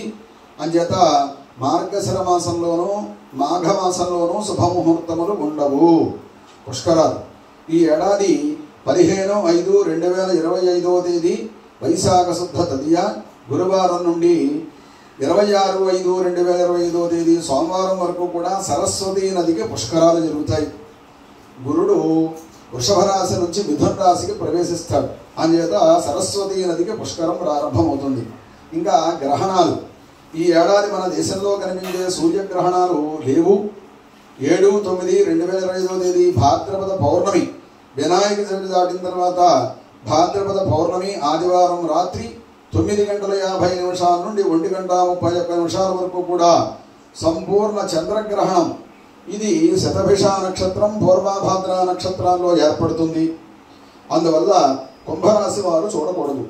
అలాగే 3/3/2026 తేదీ పాల్గొన పౌర్ణమి మంగళవారం రాత్రి 3:21 నుండి 6:47 వరకు తెల్లవారితే బుధవారం రోజున పాక్షిక చంద్రగ్రహణం. ఇది బొబ్బా నక్షత్రంలో ఏర్పడుతుంది. సింహరాశి వారు చూడకూడదు. ఈ గ్రహణం బహుస్వల్పంగా అందరికీ కూడా కనిపిస్తుంది. ఇంకా మేషాది ద్వాదశ రాశుల యొక్క ఫలితాల గురించి మనం తెలుసుకునే ప్రయత్నం చేద్దాం. నక్షత్రాలతో సహా కలిపి చెప్పడం జరుగుతుంది, శ్రద్ధగా వినండి. అశ్విని నక్షత్రం 4 పాదాలు, భరణీ నక్షత్రం 4 పాదాలు, కృత్తికా నక్షత్రం 1వ పాదం కలిపి మేషరాశి. ఈ ఏడాది వీరికి ఏళ్నాడి శని ప్రారంభమైంది. గురుడు మిథున రాశిలో సంచారం, రాహుకేతువుల సంచారం అనుకూలం. కొన్ని ఇబ్బందులు ఎదురైనా మొత్తానికి సుఖ సంతోషాలతోనే గడుపుతారు. శని ప్రభావం వల్ల ఆదాయం కంటే ఖర్చులు అధికంగా మీద పడడంతో దాంతోపాటు అప్పుల వేటలో పడతారు. కొందరితో మాట పడతారు. గురుడు మే 18 వరకు వృషభ రాశిలో సంచరించే సమయంలో ఆర్థిక లాభాలు, ఆస్తుల కొనుగోలులో అవరోధాలు తొలగడం, సంతానపరమైనటువంటి సౌఖ్యం వంటి ఫలితాలన్నీ కూడా పొందుతారు. రాహుకేతువులు వీరికి అనుకూల ఫలితాలు ఇస్తారు. ఈతి బాధలు సమస్యల నుండి కొంతవరకు బయటపడతారు. సోదరుడు బంధువుల నుంచి ప్రోత్సాహం లభిస్తుంది. నిరుద్యోగులకు శ్రమ ఫలించి ఉద్యోగ అవకాశాలు లభిస్తాయి. నేర్పు పట్టుదలతో కొన్ని విషయాల్లో నిర్ణయాలు తీసుకుంటారు.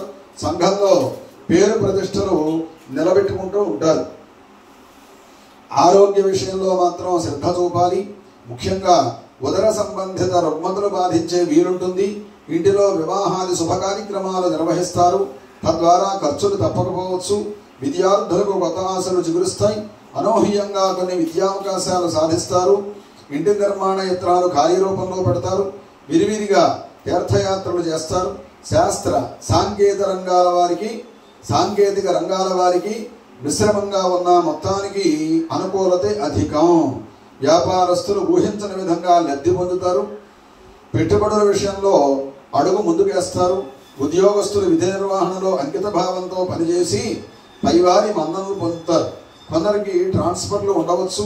పారిశ్రామిక వర్గాల కృషి భరించి ముందడుగు వేస్తారు. రాజకీయ వర్గాలకు ఉన్నతమైనటువంటి పదవులు దక్కే అవకాశం ఉంది. కళాకారులకు వదులుకున్న అవకాశాలు తిరిగి దక్కవచ్చు. వ్యవసాయదారులకు తగిన సమయంలో పెట్టుబడులు సమకూరుతాయి. మే అక్టోబర్ మధ్యకాలం, నవంబరు నుండి సంవత్సరాంతం వరకు కూడా సామాన్యంగానే ఉంటుంది. అంచేత మేషరాశి వారు శనీశ్వరుడికి తైలాభిషేకాలు, ఆంజనేయ స్వామి వారి అర్చనలు, దుర్గా స్తోత్రాల పఠనం చేయడం ఉత్తమంగా ఉంటుంది. అలాగే వృషభ రాశి కృత్తికా నక్షత్రం 2, 3, 4 పాదాలు, రోహిణీ నక్షత్రం 1, 2, 3, 4 పాదాలు, మృగశిర నక్షత్రం 1, 2 పాదాలు కలిపి వృషభ రాశి అవుతుంది. వీరికి శని గురుల అనుకూలం, సంచారం విశేషంగా కలిసి వస్తుంది. అలాగే రాహువు కూడా కొంత శుభ ఫలితాలు ఇస్తారు. ఈ రాశి వారికి ఆదాయం సమృద్ధిగా ఉండి ఉల్లాసంగా గడుపుతారు. ఖర్చులు తగ్గించి పొదుపు మార్గాలు అన్వేషిస్తారు. సమాజంలో గౌరవం పొందిన కుటుంబంలో కొంత వ్యతిరేకత వ్యక్తమవుతుంది. తద్వారా మనశ్శాంతి లోపిస్తుంది. మొత్తానికి వీరికి అన్ని విధాలా గతం కంటే శుభ ఫలితాలు ఎక్కువగా ఉంటాయి. బంధువుల ద్వారా సంపూర్ణ సహాయ సహకారాలు అందుతాయి. వివాహాది శుభ కార్యక్రమాలు హడావిడిగా ఉత్సాహంగా జరుపుతారు.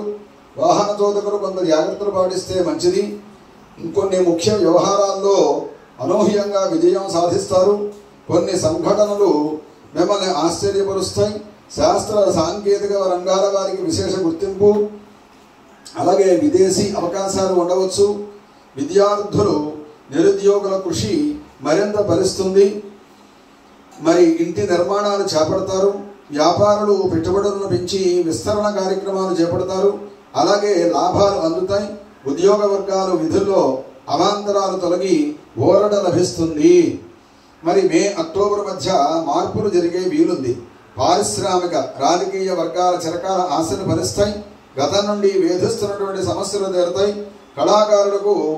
కళాకారులు శ్రమకు తగినటువంటి ఫలితం కనిపిస్తుంది. ఏడాది మధ్యలో ఘన విజయాలు చూస్తారు. వ్యవసాయదారులకు 2 పంటలు కూడా సానుకూలం.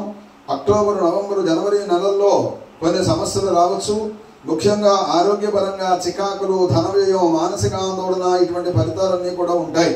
ఈ వృషభ రాశి వారు ఈ దోష పరిహారార్థం చక్కగా మరి కేతువుకు పరిహారాలు చేయించుకుంటే సరిపోతుంది. కేతువుకు జపం చేయించుకోవడం, వలవలు దానం ఇవ్వడం మంచిది. అలాగే విష్ణు సహస్రనామ పారాయణ చేస్తే చాలా మంచిది. అలాగే మిథున రాశి వారు మృగశిర నక్షత్రం 3, 4 పాదాలు, ఆర్ద్ర నక్షత్రం 4 పాదాలు, పునర్వసు నక్షత్రం 1, 2, 3 పాదాలు కలిపి మిథున రాశి. ఈ విధంగా మిథున రాశి వారు ఆదాయం 14, వ్యయం 2, రాజ్యపూజ్యం 4, అవమానం 3. ఈ రాశి వారికి మే 15 నుండి గురుడు రాణిస్తాడు. దశమంలో శని భాగ్యస్థానంలో, రాహువు తృతీయంలో, కేతువులు విశ్రమ ఫలితాన్నిస్తారు. ఆదాయంతో పాటు సమాజంలో గౌరవ ప్రతిష్టలు పెరుగుతాయి. అయితే ఖర్చులు కూడా తట్టుకోవలసి ఉంటుంది. బంధువర్గం నుంచి సాయంతో పాటు విమర్శలు, ఒత్తిడులు కూడా పెరుగుతాయి. స్నేహాల పరంపర కొనసాగుతుంది. కుటుంబ సభ్యుల కంటే స్నేహితుల సహకారమే అధికంగా అందుకుంటారు. ఆర్థిక పరమైన హామీలకు దూరంగా ఉండడం మంచిది. కుటుంబంలో చికాకులు, సమస్యల మధ్యలో కొంత ఇబ్బందిని కలిగిస్తూ ఉంటాయి. అయినా మొక్కవోని ఆత్మవిశ్వాసంతో ప్రతి విషయంలోనూ ముందడుగు వేస్తారు. ఆరోగ్యపరమైన సమస్యలు సైతం చికాకులు పరుస్తాయి. ముఖ్యంగా నరాలు, చర్మ సంబంధిత రుగ్మతలు బాధించవచ్చు. జీవిత భాగస్వామి తరపు నుండి ఎంతో కొంత ధనం లేదా ఆస్తి లాభం కలుగుతుంది. వారసత్వ ఆస్తి కూడా లభిస్తుంది. ఇంటి నిర్మాణ యత్నాలు వేగం తగ్గిన ఎటగాలకు పూర్తి కాగలవు. వివాహాది శుభ కార్యక్రమాల నిర్వహణతో హడావిడిగా గడుపుతారు. పొగడ్తలకు లొంగిపోవద్దు. తరచూ తీర్థయాత్రలు చేస్తూ ఉంటారు. వ్యాపారాలలో లాభాలతో పాటు కొద్దిపాటి నష్టాలు కూడా చూడాల్సి వస్తుంది. ఉద్యోగస్తులకు అదనపు పనిభారం తగ్గి సత్తా దాటుకునే సమయం. ద్వితీయార్థంలో పదోన్నతులకు అవకాశం. పారిశ్రామిక వర్గాలకు తరచూ విదేశీ పర్యటనలు, కొత్త సంస్థలకు శ్రీకారం. రాజకీయ వర్గాల వారు కొత్త నిర్ణయాలు తీసుకుంటారు. కళాకారులు అవకాశాలు మరింతగా దక్కించుకుంటారు. విద్యార్థులకు మంచి ఫలితాలు, వ్యవసాయదారులకు పెట్టుబడులు సమకూరుతాయి. ఏప్రిల్, జూలై, నవంబర్ నెలలు సామాన్యంగా ఉంటాయి. అంచేత మిథున రాశి వారు ఆంజనేయ స్వామి వారికి తరచూ అర్చన చేయడం ఉత్తమం. అలాగే విష్ణు ధ్యానం కూడా మంచిది. ఇంకా కర్కాటక రాశి వారు పునర్వసు నక్షత్రం 4వ పాదం, అదేవిధంగా పుష్యమి నక్షత్రం 4 పాదాలు, ఆశ్లేష నక్షత్రం 4 పాదాలు కలిపి కర్కాటక రాశి. ఆదాయం 8, వ్యయం 2, రాజ్యపూజ్యం 7, అవమానం 3. వీరికి మే 14 వరకు కూడా గురుడు విశేషంగా రాణిస్తాడు. తదుపరి అక్టోబర్ వరకు కూడా ఖర్చులు పెరుగుతాయి. సంపాదన అంతా వివిధ రూపాల్లో ఖర్చులు చేయాల్సిన పరిస్థితి. ఆ తర్వాత నవంబర్ వరకు కర్కాటక రాశిలో సంచారం శుభకరం. ఇది గురునికి ఉచ్చస్థితి కావడం కలిసి వచ్చే అంశం. ఎంతవరకు ఇబ్బందులు పెట్టినటువంటి అష్టమ శని దోషం తొలగినా మే 19 నుండి అష్టమ రాహువు కుటుంబ స్థానంలో కేతు సంచారం ప్రతికూలంగా ఉంటుంది. మొత్తానికి ఏడాది మిశ్రమ ఫలితాలు ఉంటాయి. రాబడి ఉన్న ఖర్చులు కూడా అదే స్థాయిలో ఉంటాయి. చేపట్టినటువంటి వ్యవహారాలు నెమ్మదిస్తాయి. ఎంత కష్టించినా ఫలితం ఆశించిన స్థాయిలో ఉండదు. ఆత్మల ద్వారా వివిధ సమయాల్లో ఒత్తిడిని ఎదుర్కొంటారు. కుటుంబపరంగా కొన్ని సమస్యలు ఎదురు కావచ్చు. జీవిత భాగస్వామితో విభేదిస్తూ ఉంటారు. అదేవిధంగా సంతానపరంగా కూడా కొన్ని ఇబ్బందులు ఏర్పడతాయి. ఇంటి నిర్మాణ యత్నాలు అక్టోబర్, నవంబర్ నెలల్లో సానుకూలమవుతాయి. అష్టమ రాహు దోషం వల్ల వాహనాల విషయంలో అప్రమత్తత అవసరం. వివాదాలకు దూరంగా ఉండడం మంచిది. ఉదర ఎముకలకు సంబంధించినటువంటి రుగ్మతలు ఇబ్బందిని కలిగిస్తాయి. ప్రథమార్థంలో బంధువుల రాకతో కుటుంబంలో సందడి వాతావరణం నెలకొంటుంది. నిరుద్యోగులకు ఉద్యోగ ప్రయత్నాలు కలిసి వస్తాయి. ఇంటిలో శుభ కార్యక్రమాల హడావిడి ఉంటుంది. ఆస్తుల వివాదాలను నేర్పుగా పరిష్కరించుకుంటారు. కోర్టు కేసులో విజయం సాధిస్తారు. వ్యాపారాల్లో లాభాలు కొనసాగుతాయి. ఉద్యోగులకు ఆకస్మిక బదిలీలు, కొంత అదనపు బాధ్యతల మీదపడి సతమతం కాగలరు. పారిశ్రామిక వర్గాలకు అనుకున్న కార్యాల్లో అడ్డంకులు కొంత తొలగుతాయి. రాజకీయ వర్గాల వారికి మిశ్రమంగా ఉంటుంది. కళాకారులు అనుకున్నది సాధించినా కొంత కష్టపడాలి. విద్యార్థుల యొక్క కృషి ఫలిస్తుంది. అయితే విదేశీ విద్యా అవకాశాల యత్నాలు నెమ్మదిగా సాగుతాయి. వ్యవసాయదారుల్లో కొత్త ఆశలు చిగురుస్తూ ఉంటాయి. అంచేత కర్కాటక రాశి వారు గురు రాహు కేతువులకు పరిహారాలు చేస్తే మంచిది. గురువుకి రాహువుకి కేతువుకి జపములు, హోమములు, దానములు చేస్తే చాలా మంచిగా ఉంటుంది. ఇంకా సింహరాశి మఖా నక్షత్రం 4 పాదాలు, పుబ్బా నక్షత్రం 4 పాదాలు, ఉత్తర ఫల్గుని నక్షత్రం 1వ పాదం కలిపి సింహరాశి. ఆదాయం 11, వ్యయం 11, రాజ్యపూజ్యం 3, అవమానం 6. వీరికి గురుడు అక్టోబర్ నుండి నవంబర్ మధ్య కర్కాటక రాశిలో సంచారం మినహా మిగతా కాలమంతా కూడా శుభదాయకం. అష్టమ శని ప్రభావం చూపుతుంది.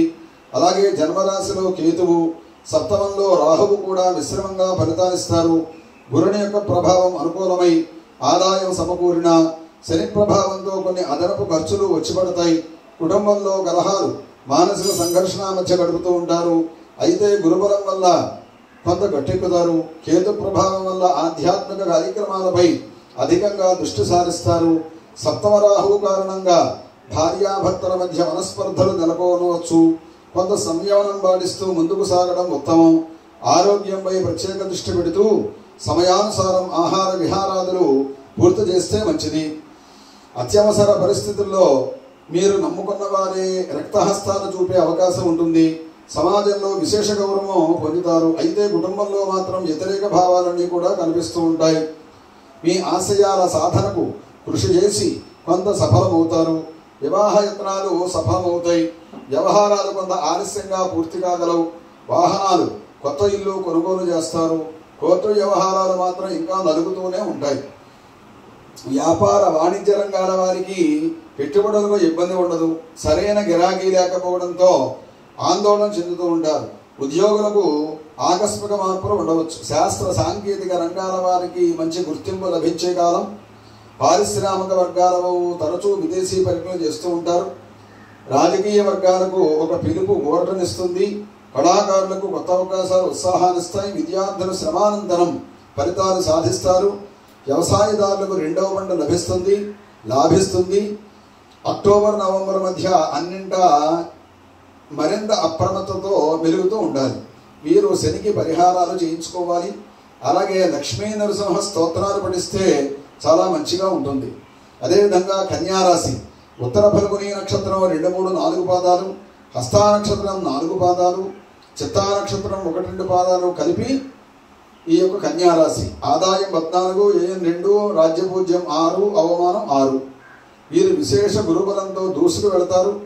అలాగే సప్తమంలో శని కొంత ప్రతికూలం కాగా, షష్ఠంలో రాహువు, వ్యయంలో కేతువు ప్రభావం మిశ్రమంగా ఉంటుంది. మొత్తానికి వీరు ఎదురులేని విధంగా గడుపుతారు. ముఖ్యంగా ఆర్థిక విషయాల్లో ఎనలేని ప్రగతి సాధిస్తారు. ఒక సందర్భంలో ఆశలు వదులుకున్న ధనం కూడా అందుతుంది. కోర్టు వ్యవహారాల్లో మీకు అనుకూల తీర్పులు రావచ్చు. మీ ఆలోచనలు కుటుంబ సభ్యులు ఆచరిస్తారు. కొన్ని సమస్యలు వీడి మానసిక ప్రశాంతత చేకూరుతుంది. ఆస్తుల కొనుగోలులో ముందుంటారు. ఈ ఏడాది గృహయోగం, వివాహాది శుభ కార్యక్రమాల నిర్వహణ ఇటువంటి వారికి ఖర్చు చేస్తారు. నిరుద్యోగులకు ఉద్యోగ లాభం, విద్యార్థుల మంచి ర్యాంకులు సాధిస్తారు. వ్యాపార వాణిజ్య రంగాల వారికి ఇతోధికంగా లాభాలు రాగలవు. అలాగే భాగస్వాములతో వివాదాలు తీరుతాయి. ఉద్యోగులకు పదోన్నతులు, ఉన్నత హోదాలు రావచ్చు. పారిశ్రామిక వర్గాల కృషి ఎట్టకేలకు కూడా ఫలించి నూతన ప్రాజెక్టులు చేపడుతూ ఉంటారు. ఐటీ నిపుణులకు చెప్పుకోదగ్గ మార్పులు ఉంటాయి. రాజకీయవేత్తలకు పదవులు, సన్మాన యోగాలు ఉంటాయి. కళాకారుల అవకాశాలతో ఉక్కిరిబిక్కిరి కాగలరు. వ్యవసాయదారుల ఆశలు నెరవేరుతాయి. అయితే సప్తమ శని, వ్యయంలో కేతువు ప్రభావం వల్ల చర్మ, నరాలు, జ్వర సంబంధిత రుగ్మతలు బాధించవచ్చు. జీవిత భాగస్వామితో కూడా కొన్ని విభేదాలు నెలకొంటాయి. తొందరపాటు మాటలు లేకుండా ఆచితూచి వ్యవహరిస్తూ సాగడం మంచిది. మే 18 వరకు కూడా ప్రయాణాలు, ఇతర ముఖ్య వ్యవహారాల్లో మరింత జాగ్రత్తలు పాటించాలి. మిగతా నెలలు అనుకూలమే. వీరు శరీర కేతువులకు పరిహారాలు చేయించుకోవాలి. శ్రీ దత్తాత్రేయ స్వామి వారి స్తోత్రాలు పఠిస్తే చాలా మంచిగా ఉంటుంది. అదేవిధంగా తులారాశి వారు చిత్తా నక్షత్రం 3, 4 పాదాలు, స్వాతి నక్షత్రం 4 పాదాలు, విశాఖ నక్షత్రం 1, 2, 3 పాదాలు కలిపి తులారాశి. ఆదాయం 11, వ్యయం 5, రాజ్యపూజ్యం 2, అవమానం 2. వీరికి మే 14 నుండి అష్టమ గురు దోషం తొలగిపోనుంది. ఇంకా అంతా మంచి రోజులే. ప్రధాన గ్రహాలైనటువంటి గురు శని అనుకూల సంచారం శుభదాయకం.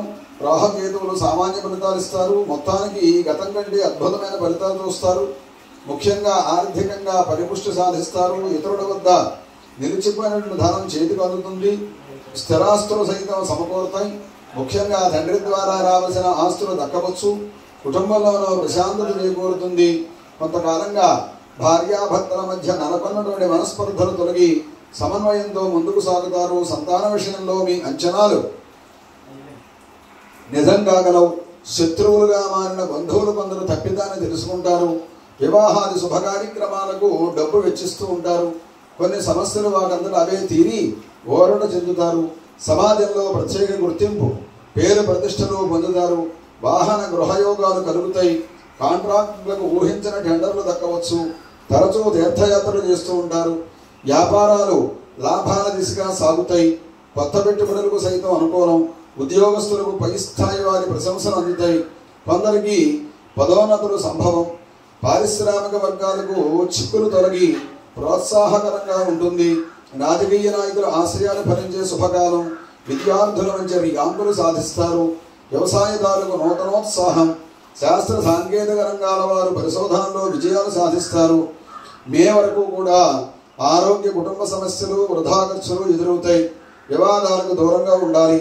ఈ కాలంలో గురునికి పరిహారాలు చేయించుకోవాలి. జూలై, ఆగస్టు, సెప్టెంబర్ నెలలో ఆరోగ్యంపై శ్రద్ధ వహించడం మంచిది. వీరు నిత్యము కూడా ఆంజనేయ దండకం పఠించడం ఉత్తమం. తులారాశి వారు. ఇంకా వృశ్చిక రాశి విశాఖ నక్షత్రం 4వ పాదం, అనురాధ నక్షత్రం 4 పాదాలు, జ్యేష్ఠ నక్షత్రం 4 పాదాలు కలిపి వృశ్చిక రాశి. ఆదాయం 2, వ్యయం 14, రాజ్యపూజ్యం 5, అవమానం 2. వీరికి ఈ సంవత్సరం గురు రాహువులతో పరీక్షాకాలంగా ఉంటుంది. మే 14 నుండి అక్టోబర్ వరకు, తిరిగి నవంబర్ నుండి అష్టమ గురు దోషం, అలాగే మే 19 నుండి సంవత్సరం అంతా అర్ధాష్టమ రాహుదోషం ఇబ్బంది పెడుతూ ఉంటాయి. ఈ రీత్యా చూస్తే ఆర్థికంగా ఇబ్బందులు లేకున్నా ఖర్చులు అధికమై సతమతం కాగలరు.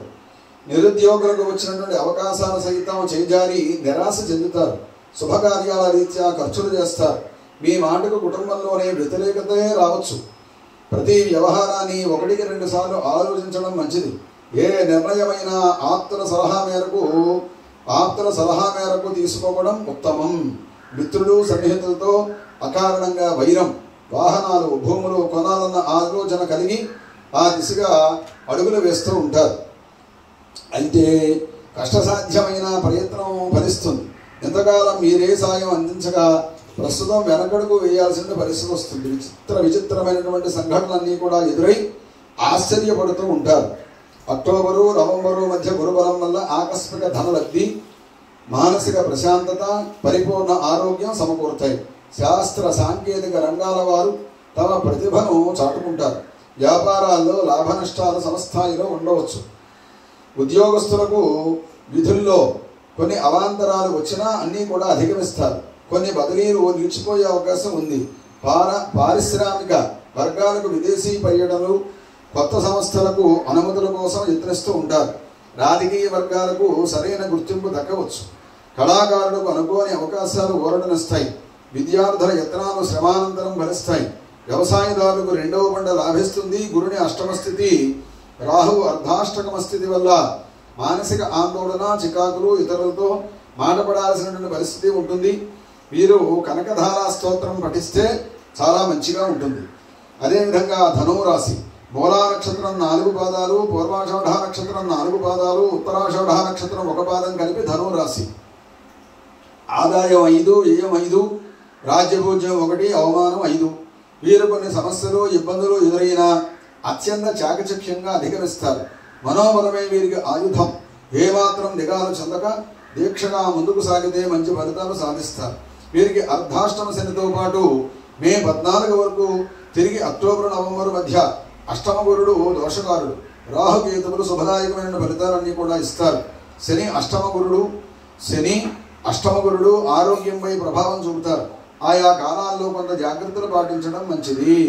అలాగే నేత్ర, ఉదర, హృదయ సంబంధిత రుగ్మతలు కూడా బాధించవచ్చు. పేరు ప్రతిష్టలకు కూడా భంగం కలుగుతుంది. ఎవరిని అతిగా విశ్వసించకుండా దైవంపై భారం మోపి ముందుకు సాగడం మంచిది. ప్రయాణాల్లో విలువైన వస్తువులు జారే వీలుంది. కుటుంబంలో సమస్యలు పెరిగి సవాలుగా నిలుస్తాయి. కొన్ని వ్యవహారాల్లో పట్టు విడుపు ధారణ మంచిది. ఇక డిసెంబర్ నుండి గురుడు శుభ ఫలితాలు ఇస్తాడు. ఆదాయం పెరిగి అవసరాలకు లోటు రాదు. అలాగే మానసిక ప్రశాంతత, ఒడిదుడుకుల నుండి విముక్తి లభిస్తుంది. ఉద్యోగ ప్రయత్నాలు కలిసి వస్తాయి. వ్యాపారాల్లో లాభ నష్టాలను సమానంగా స్వీకరించాల్సి వస్తుంది. అయితే భాగస్వాములతో చేయూతతో సమస్యలు తీరుతాయి. ఉద్యోగస్తులకు పనిభారం మరింతగా పెరిగినా కొంత కీర్తి కూడా దక్కుతుంది. సంవత్సరాంతంలో పదోన్నతులు దక్కవచ్చు. పారిశ్రామిక వర్గాలకు చేసే ప్రయత్నాలు ముందుకు సాగని పరిస్థితి. అధికారుల నుండి సమస్యలు రావచ్చు. రాజకీయ వర్గాలకు గందరగోళ పరిస్థితి నెలకొన్నా గౌరవానికి లోటు రాదు. కళాకారులు అనుకున్న అవకాశాలకు సాధించేందుకు శ్రమపడాలి. విద్యార్థులకు ఒత్తిడులు పెరుగుతాయి. వ్యవసాయదారులకు ద్వితీయార్థంలో అనుకూల స్థితి. వీరు శని గురులకు తగిన పరిహారాలు చేసుకుంటూ ఉండాలి. రుద్రాభిషేకాలు చేయించుకుంటే చాలా మంచిది, చాలా ఉత్తమంగా ఉంటుంది. మకర రాశి, ఆదాయం 8, వ్యయం 14, రాజ్యపూజ్యం 4, అవమానం 5. ఉత్తరాషాఢ నక్షత్రం 2, 3, 4 పాదాలు, శ్రవణ నక్షత్రం 4 పాదాలు, ధనిష్ఠా నక్షత్రం 2 పాదాలు కలిపి మకర రాశి. వీరికి మే 14 వరకు తిరిగి అక్టోబరు, నవంబరు మధ్య గురుడు యోగకారకుడు. మిగతా కాలమంతా దోషకారి. అలాగే శని సంవత్సరమంతా కూడా శుభ ఫలితాలు ఇస్తాడు. ఇక రాహుకేతువుల సంచారం మిశ్రమంగా ఉంటుంది. ఆర్థికంగా కొంత ఇబ్బందులు పడతారు. ఖర్చులు అధికమై అప్పుల కోసం యత్నిస్తూ ఉంటారు. అయితే సమాజంలోనో కుటుంబంలోనో మీ మాటకు ఎదురులేని పరిస్థితి ఉంటుంది. ఎంతో కాలంగా మీకు దూరంగా ఉన్నటువంటి వ్యక్తులు దగ్గరకు చేరడంతో సాంత్వన చేకూరుతుంది. స్థిరాస్తి వివాదాలు పరిష్కారానికి చేరువుగా ఉంటాయి. ఆపదలకు చేతనైన సహాయం అందించేందుకు ముందుంటారు. ఇళ్ల నిర్మాణాలపై దృష్టి సారించి పూర్తి చేస్తారు. కొత్త ఉద్యోగ ప్రయత్నాలతో సఫలత చెందుతారు. అదేవిధంగా జీవిత భాగస్వామితో మరింత సఖ్యత నెలకొంటుంది. బంధుమిత్రులతో మీ అభిప్రాయాలను పంచుకుంటారు. కొన్ని సేవా కార్యక్రమాలు చేపడతారు. తరచూ ప్రయాణాలు సంభవం. విదేశీ ప్రయాణాలు కూడా ఉండవచ్చు. శుభకార్యాల నిర్వహణకు సమాయత్తమవుతారు. ఆర్థికంగా కొంత ఒడిదుడుకులు ఎదురైనా ఆత్మవిశ్వాసంతో ముందడుగు వేస్తారు. ఆరోగ్యం కూడా తరచూ ఇబ్బంది కలిగిస్తుంది. వైద్య సేవలు అవసరం కావచ్చు. రాహుకేతువులు మే, అక్టోబర్, డిసెంబర్ తర్వాత గురుని ప్రభావంతో కొన్ని హఠాత్ పరిణామాలు సంఘటనలు ఎదురుకాగలవు. మరి రక్త నరాలు చర్మ సంబంధిత రుగ్మతలు కలిగే అవకాశం. మొత్తానికి వీరు మనోనిబ్బరంతో గడపడం ఉత్తమం. ఇక వ్యాపారాలలో సమతుల్యత పాటించాలి. లాభాలు దక్కిన వాటిని నిలబెట్టుకోవాలి. ఉద్యోగస్తులు విధుల పట్ల అంకిత భావం చూపుతారు. సరైన గుర్తింపు కాలానికి దక్కుతుంది. పారిశ్రామిక వర్గాలకు ఊహించని విధంగా అనుమతులు దక్కి అగ్రిమెంట్లు కుదురుతాయి. రాజకీయవేత్తలకు నవంబరును అత్యంత శుభదాయకంగా ఉంటుంది. కళాకారులు స్వయంగా నిర్ణయాలు తీసుకునే అవకాశాలు సద్వినియోగం చేసుకోవాలి. శాస్త్ర సాంకేతిక రంగాల వారికి మునుపటి కంటే మెరుగ్గా ఉంటుంది. విద్యార్థులకు ఆశించిన విధంగా ఫలితాలు రావచ్చు. వ్యవసాయదారులు కృషి యత్నాలు లభిస్తాయి. ఈ యొక్క మకర రాశి వారు గురు రాహు కేతువులు పరిహారాలు చేయడం, దుర్గాదేవిని ఆరాధించడం చాలా మంచిది. అదేవిధంగా కుంభరాశి ధనిష్ట నక్షత్రం 3-4 పాదాలు, శతభిష నక్షత్రం 4 పాదాలు, పూర్వభద్ర నక్షత్రం 3 పాదాలు కలిపి కుంభరాశి. ఆదాయం 8, వ్యయం 14, రాజ్యపూజ్యం 7, అవమానం 5. ఈ రాశి వారికి ఏళ్ళనాడు శని చివరి భాగానికి చేరుకుంది. అయితే శని సువర్ణమూర్తి కావడం శుభకరం. గురు సంచారం కూడా శుభదాయకమే. ఇక జన్మరాశిలో రాహువు, సప్తమంలో కేతువు సంచారం ప్రతికూల అంశాలు. వీరికి శని గురులు మంచి ఫలితాలు ఇస్తారు. ధనానికి లోటు రాకుండా గడిచిపోతూ ఉంటుంది. ఎవరిపైనా ఆధారపడకుండా వ్యవహారాలు చక్కదిద్దుకుంటారు. ఒక సమాచారం మీకు విశేష ఫలితాన్ని ఇస్తుంది, లాభాన్ని ఇస్తుంది. ఇంట్లో శుభకార్యాల హడావుడి పెరుగుతుంది. బంధువులతో సత్సంబంధాలు నెలకొంటాయి. భార్యాభర్తల మధ్య నెలకొన్నటువంటి అపోహలు తొలగుతాయి. వాహనాలు, ఖరీదైన ఇళ్ళు కొనుగోలు చేస్తారు. నిరుద్యోగుల చిరకాల కోరిక నెరవేరే కాలం. సహజంలో పేరు ప్రతిష్టలు పెరుగుతాయి. అనుకున్నది సాధించాలన్న పట్టుదల పెరుగుతుంది. ఎక్కువ సమయం ఆధ్యాత్మిక కార్యక్రమాల్లో పాల్గొంటారు. కోర్టు వ్యవహారం కొలిక్కి వచ్చే అవకాశం ఉంది. అక్టోబరు, నవంబరు మధ్యకాలంలో ఆరోగ్యం, ముఖ్యంగా నరాలు, జ్వర సంబంధిత రుగ్మతలు బాధిస్తాయి. వ్యాపారాలు క్రమేపీ పుంజుకుని లాభాలు ఓరడనిస్తాయి. కొత్త వ్యాపారాలు కూడా ప్రారంభిస్తారు. ఉద్యోగులకు పదోన్నతితో కూడిన బదిలీలు ఉంటాయి. అదనపు పనిభారం తగ్గవచ్చు. పారిశ్రామిక వర్గాలకు ఉత్సాహవంతంగా గడుస్తుంది. రాజకీయ వర్గాలకు కొత్త పదవులు దక్కే సూచనలు ఉన్నాయి. వీరి మాటకు తిరుగుండదు. అదేవిధంగా కళాకారులు కళల యొక్క ఫలితాలు అన్నీ కూడా కళలు ఫలిస్తాయి. మంచి గుర్తింపు లభిస్తుంది. పురస్కారాలు అందుకుంటారు. విద్యార్థులకు 2-3 అవకాశాలు దక్కవచ్చు. వ్యవసాయదారులకు 2వ పంట లాభసాటిగా ఉంటుంది. శనికి తైలాభిషేకాలు, దుర్గాదేవికి కుంకుమార్చనలు చేయడం చాలా ఉత్తమంగా ఉంటుంది. అదేవిధంగా ఇంకా మీనరాశి పూర్వభద్ర నక్షత్రం 4వ పాదం, ఉత్తరాభద్ర నక్షత్రం 1, 2, 3, 4 పాదాలు, రేవతి నక్షత్రం 1, 2, 3, 4 పాదాలు. ఇవన్నీ కలిపి మీనరాశి అవుతుంది. ఆదాయం 5, వ్యయం 5, రాజ్యపూజ్యం 3, అవమానం 1. వీరికి జన్మరాశిలో శని సువర్ణమూర్తి కావడం, రాహువు కేతువులు కూడా సువర్ణమూర్తులుగా సంచారం. మే 14 తర్వాత గురుని ప్రభావంతో అనుకూల ఫలితాలు ఎక్కువగా ఉంటాయి. ఈ ఏడాది ఆదాయానికి ఎటువంటి ఇబ్బంది లేకుండానే సర్దుబాటు కాగలదు. అప్పులు చేసినా వెనువెంటనే తీరుస్తారు. ఇష్టమైన వ్యక్తులు మరింత దగ్గరవుతారు. తీర్థయాత్రలు విరివిగా చేసి ఆధ్యాత్మికను పెంచుకుంటూ ఉంటారు. సంవత్సర ప్రారంభంలో కొన్ని సమస్యలు, కార్యక్రమాలలో అవాంతరాలు ఎదురైనా మనోబలంతో అధిగమిస్తూ ఉంటారు. అలాగే ఆరోగ్యం కొంత సహకరించక ఇబ్బంది పడుతూ ఉంటారు. అయితే త్వరగానే స్వస్థత చేకూరుతుంది. చేసే పనిపై ఏకాగ్రత కలిగి సమయానికి పూర్తి చేస్తారు. ఆలోచనలు వెంటనే అమలు చేస్తారు. బలమైనటువంటి ప్రత్యర్థులు కూడా మీ మంచితనానికి విధేయులై మన్నలను అందుకుంటూ ఉంటారు. కుటుంబంలో కొన్ని శుభ కార్యక్రమాలు నిర్వహిస్తారు. ఉద్యోగార్థులు తమ ప్రయత్నాలలో సఫలం పొందుతారు. వాహనాలు, ఖరీదైన ఆభరణాలు కొనుగోలు చేస్తారు. అలాగే ఇంటి నిర్మాణం లేదా కొనుగోలుకు సన్నద్ధమవుతారు. సోదరులు, సోదరుల నుంచి శుభవార్తలు అందుతాయి.